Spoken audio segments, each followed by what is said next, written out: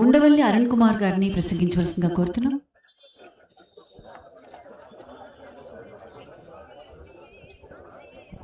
అందరికీ నమస్కారం. ఇక్కడ డాన్సింగ్ అయింది, డ్రామా అయింది. గజల్ శ్రీనివాస్ వచ్చి పాటలు పాడి వెళ్ళిపోతాడు అనుకుంటే పాటలతో పాటు స్పీచ్ కూడా ఇచ్చి వెళ్ళిపోయాడు. ఎవరికి ఏం మిగల్చలే. మొత్తం రాజశేఖర రెడ్డి గారి ప్రయాణం ఆల్మోస్ట్ మొత్తం మల్లాడి కృష్ణారావు తన పద్ధతిలో మనకి చెప్పేశాడు. ఏదైనా అభినందించదగినటువంటి విషయం ఏంటంటే బోస్ గారు చెప్పినట్టుగా 16 ఏళ్ళు పూర్తయిన తర్వాత మల్లాడి కృష్ణారావు అని మన రాష్ట్రానికి, మా రాష్ట్రానికి చెందని వ్యక్తి ఇంత గొప్ప ఆలోచన తలపెట్టడం, రాజశేఖర రెడ్డిని మనం మర్చిపోకూడదురా అని అనుకోవటం, అదే నిజమైనటువంటి నివాళి. మల్లాడి కృష్ణారావు నా లెక్కలో ప్రజల నాడి పట్టిన నాయకుడు. ఎందుకంటే మీకు ఉదాహరణ చెప్తాను. నేను మీ పాండిచ్చేరికి అబ్జర్వర్ని, కాంగ్రెస్ పార్టీ అబ్జర్వర్ని. అంటే ఇక్కడ ఏం జరిగినా నాదే బాధ్యత, నేను వెళ్ళి సోనియా గాంధీ గారికి రిపోర్ట్ చేయాలి. రంగస్వామి గారి మీద విపరీతమైనటువంటి వ్యతిరేకత వచ్చింది. ఎంత వ్యతిరేకత అంటే ఒక్క కాంగ్రెస్ ఎమ్మెల్యే కూడా ఆయనకి సపోర్ట్ లేడు. ఒక్క ఎమ్మెల్యే లేడు, స్పీకర్ లేడు, మంత్రులు లేరు. కృష్ణారావు అలా అలా డాన్సింగ్ లో ఉన్నాడు. ఎందుకంటే రంగస్వామి కూడా చాలా ఇష్టం ఈయనకంటే. ఈయనంటే రంగస్వామిని తీసేయకి తప్పదు సీఎం. ఎందుకంటే మొత్తం ఎమ్మెల్యేలు దింపేస్తారు, లేకపోతే నో కాన్ఫిడెన్స్ పెట్టి వెంటనే స్పీకర్ గారు ఒప్పుకుంటారు, దింపమంటారు. అవమానకరంగా వెళ్ళిపోవాల్సి వస్తుంది. కృష్ణారావు నాకేం చెప్పేవాడంటే, రంగస్వామిని దింపేశారా కాంగ్రెస్ అయిపోతుంది జాగ్రత్త అని చెప్పేవాడు. పోనీ నువ్వు అది బహిరంగంగా చెప్పొచ్చు కదా, అందరు ఎమ్మెల్యేలతో వాళ్ళు నా మాట వినలేరు. సోనియా గాంధీ కనుక రంగస్వామిని తీయను అని చెప్తే అప్పుడు అందరూ మాట్లాడకుండా ఊరుకుంటారు. అప్పుడు కూడా రంగస్వామికి అనుకూలం వారు మాట్లాడకుండా ఊరుకుంటారు. కానీ రంగస్వామిని మాత్రం తీస్తే కాంగ్రెస్కి చాలా ప్రమాదం. అన్ని తీసుకెళ్లి ప్రమాదంలో పారేస్తాడండి. ఏం చేయాలో చెప్పంటే సోనియా గాంధీ చేత ఒక మాట చెప్పించు, రంగస్వామిని తీయట్లేదు అని. లేకపోతే సోనియా గాంధీ గారు చెప్పారు, నువ్వు చెప్పు, ఏదో చేయి, కానీ రంగస్వామి గారిని తీయటం మంచిది కాదు పార్టీకి. సోనియా గాంధీ గారికి వెళ్ళి ఇదంతా ఎక్స్ప్లెయిన్ చేశాను. చేస్తే ఆవిడంది, సరే అయితే ఒక పని చేయి, రంగస్వామి గారిని పిలిచి ఒక రాజీనామా లెటర్ తీసుకో, దాంతో ఎమ్మెల్యేలు చూపించి చెప్పు, ఇదిగో రంగస్వామి గారు రాజీనామా ఇచ్చేశారు, సోనియా గాంధీ గారికి ఇస్తున్నాను, కొంచెం ఓపిక పట్టండి అని. మనం అది ఆ లెటర్ మన దగ్గర పెట్టుకుందాం, అది ఎప్పటికీ కూడా ఆమోదించద్దు, అతను కొనసాగుతాడు. ఈ విషయాన్ని మీ కృష్ణారావుకి చెప్పు అంటే, మధ్యలో కృష్ణారావు ఉన్నాడని ఆవిడకి చెప్పాను. తెలుగు నియోజకవర్గం ఉంది, అతనికి చెప్పాను. అంటే కృష్ణారావు చెప్పాను, ఇదయ్యా ఇంతకన్నా మంచి ప్లాన్ లేదు, రంగస్వామి తీసేస్తున్నారని అందరూ అనుకుంటారని. సరే రంగస్వామిని మా ఇంటికి పంపించాడు. రంగస్వామి గారు వచ్చాడు. మీ అందరికీ తెలుసుగా రంగస్వామి మాట్లాడట, అలా కూర్చుని ఉంటాడు.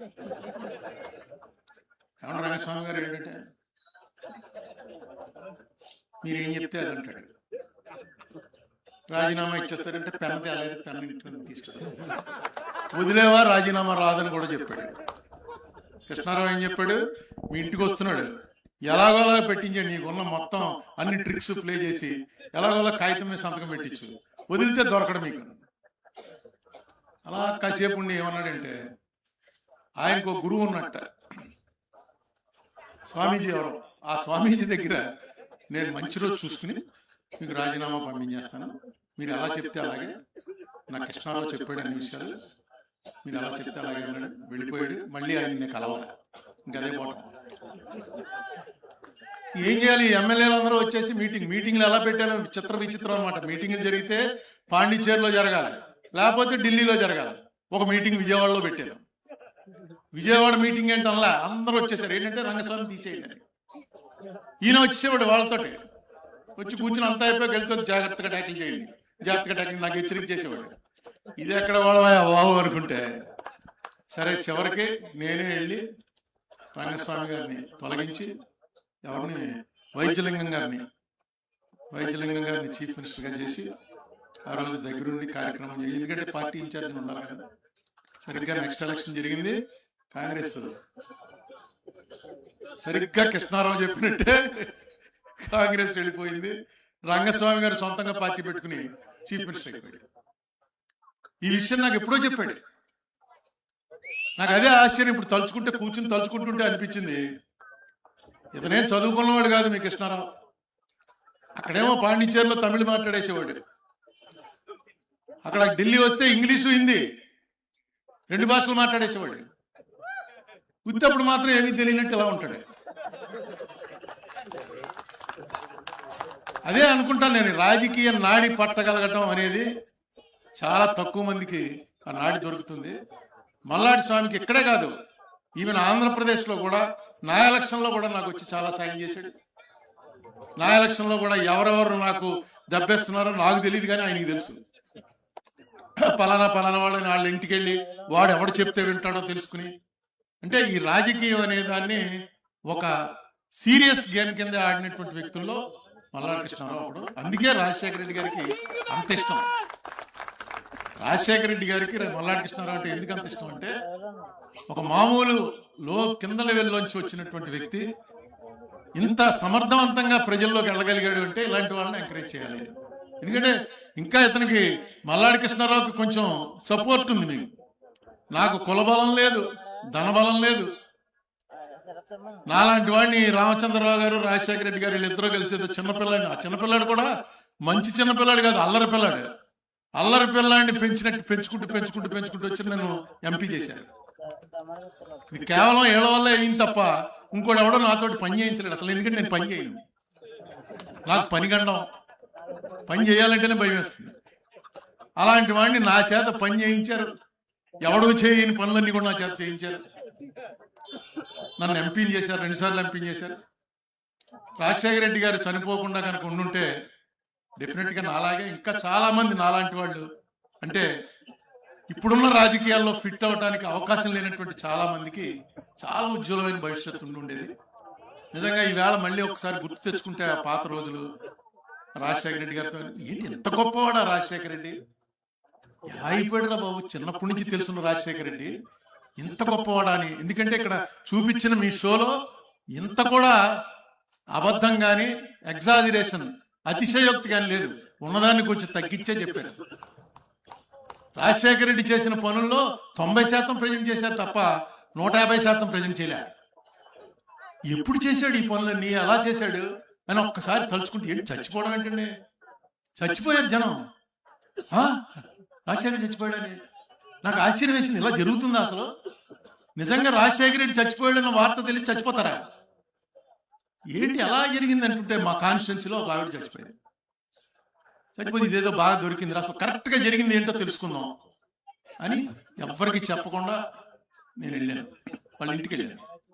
10-15 రోజులు అయిపోయిన తర్వాత వెళ్ళి అప్పుడు ఏం జరిగింది ఏంటంటే, ఆ చచ్చిపోయిన ఆవిడ హస్బెండ్ ఆయన ఏదో చిన్న రోజు కూలీ లాంటిది ఏదో చేసుకుంటే, రోజు కూలీ అంటే ఎలక్ట్రీషియన్ అలాంటిది ఏదో, అంటే ఏ రోజు దా రోజు సంపాదించుకునే అతను భార్య, చిన్న కొడుకు అక్కడే ఉన్నాడు. భార్య చచ్చిపోయింది. చూడగానే ఏంటి అసలు ఎలా పోయింది ఏంటి, రాజశేఖర రెడ్డి గారు మరణ వార్త వినగానే పోయింది అంటారు ఏంటంటే, అదంత పెద్ద కాదండి అన్నాడు.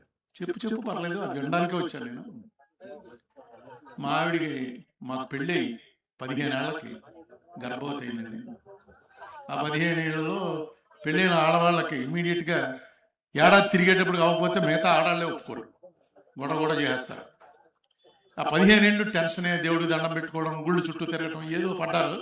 15 ఏళ్ళకి ఆ అమ్మాయి గర్భవతి అయ్యి కొడుకు పుట్టాడు. ఆ కొడుకే వాడికి ఏడాదిన్నర వచ్చేటప్పటికి వాళ్ళకి తెలిసింది ఏంటంటే, వాడి గుండె పనిచేయదు. వాడి గుండె ఎప్పుడు అయిపోతుందో తెలియదు. దానికి ఏదో గుండెలో కన్నం ఏదో అంటారు, చిన్నపిల్లలకు వస్తుంటారు. అది కృష్ణార్జున చౌదరి గారు చెప్పాలి. అప్పుడే రాజశేఖర రెడ్డి గారు సీఎం 6 నెలలకో 9 నెలలకో ఒక డెసిషన్ తీసుకున్నారు.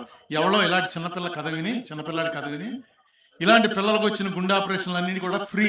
ఇంకా అప్పుడు ఆరోగ్యశ్రీ రాలే, వీళ్ళందరికీ కూడా ఫ్రీగా ఆపరేషన్ చేయండి, గవర్నమెంట్ పిలిపోయాను. అంటే ఆ కుర్రాన్ని తీసుకెళ్లి ఆపరేషన్ చేశారు. వాడు సంపూర్ణ ఆరోగ్యంలోకి వచ్చాడు 2 ఏళ్లకో 3 ఏళ్లకో. ఈ తల్లి ఈవిడ హార్ట్ పేషెంట్. ఈవిడ కూడా హాస్పిటల్కి వెళ్ళి హార్ట్ ఆపరేషన్ చేయించుకునే ఆర్థిక పరిస్థితి లేదు. చాలా లోవర్ మిడిల్ క్లాస్, రెక్కాడితే కానీ డొక్కాడదు. ఆవిడికి ఏం జరిగింది? ఆరోగ్యశ్రీ వచ్చింది. ఆరోగ్యశ్రీ రాగానే హైదరాబాద్ వెళ్ళి అక్కడ కేర్లోనో అపోలోలోనో మరి ఏ హాస్పిటల్, పెద్ద హాస్పిటల్కి వెళ్ళి చూపించుకుంటే వాళ్ళు డేట్ చెప్పారు. 3 నెలలకో 4 నెలలకో మీకు ఆపరేషన్ చేస్తాం, అందాక ఈ మందులు వాడు అని. అంటే ఏంటి? కొడుకుని బతికించాడు రాజశేఖర రెడ్డి, తనని బతికిస్తున్నాడు తనకి బాధ లేకుండా. ఇంకా కుటుంబానికి రాజశేఖర రెడ్డి దేవుడైపోయాడు. సరిగ్గా ఇది జరిగిన నెలనరకో 2 నెలలకో రాజశేఖర రెడ్డి చచ్చిపోయాడు. చచ్చిపోగానే అందరూ బాధపడతారు, ఆవిడ బాధపడుతోంది. ఎక్కువ ఆవిడికి ఇంకా ఉద్వేగం ఆపుకోలేక చచ్చిపోయేంత పరిస్థితి ఎందుకు వచ్చిందంటే, ఆ చిన్న కుర్రాడు గాడికి అప్పుడు 5 ఏళ్ళు వచ్చాయి. వాడికి సైకిల్ కొనిచ్చారు, 3 చక్రాల సైకిల్ తొక్కుకునేది. ఆ ఇంట్లోనే, ఆ చిన్న ఇంట్లోనే వాడు ఆ సైకిల్ తొక్కుంటూ టీవీలో చూసింది, అమ్మా అన్నా నమస్తే, అమ్మా నమస్తే అని. రాజశేఖర రెడ్డి గారు చచ్చిపోయినప్పుడు అన్ని టీవీల్లో అది ఆఖరి చూపించారు. వీడు కుర్రాడికి ఏం తెలుసు రాజశేఖర రెడ్డి ఎవరో ఏం తెలుసు? ఏదో ఇదే చూపిస్తున్నారు అన్ని టీవీల్లో. వీడు 3 చక్రాల సైకిల్ తొక్కుంటూ వాళ్ళ అమ్మకి నాన్నకి అమ్మా నమస్తే, నాన్న నమస్తే అంటూ తిరుగుతున్నట్ట. వాడిని చూస్తే ఇంక ఈవిడ కంట్రోల్ చేసుకోలేకపోయింది. ఏడ్చి కంట్రోల్ చేసుకోలేకపోయింది. వాడు ఆగడు, ఇల్లు చిన్నది, కాసేపట్లో మళ్ళీ సైకిల్ తొక్కుతాడు, మళ్ళీ ఇదే మాట అంటాడు. దాంతో రాత్రి కష్టం అయిపోయిందండి. హాస్పిటల్ తీసుకెళ్ళాం, తెల్లారి పోయింది. ఆపరేషన్ ఇంకొక 15-20 రోజులు ఆపరేషన్ జరిగితే ఏమవుతుందో తెలియదు కానీ, అనుకోకుండా సడన్ గా అది ఏమైందో తెలియదు కానీ హాస్పిటల్ కూడా తీసుకెళ్ళానండి. రాత్రి ఉంచారు, పొద్దున్నకి చెప్పారండి బతకలేదు, చచ్చిపోయారు. కేవలం రాజశేఖర రెడ్డి గారు చచ్చిపోయిన రోజు నుంచి ఇంకా ఆవిడ అలా ఏడుస్తూనే ఉంది. రెడ్డి గారు ఆయన చచ్చిపోవడం వల్ల ఈవిడ చచ్చిపోయిందని చెప్పడం కానీ, ఆయన చావకపోతే మాత్రం ఈవిడ చావదండి అన్నాడు. ఏదైనా అలాంటి మనిషి గురించి ఒకసారి మళ్ళీ జ్ఞాపకం తెచ్చుకునే అవకాశం ఇచ్చారు మల్లాడి కృష్ణారావు గారికి కృతజ్ఞతలు.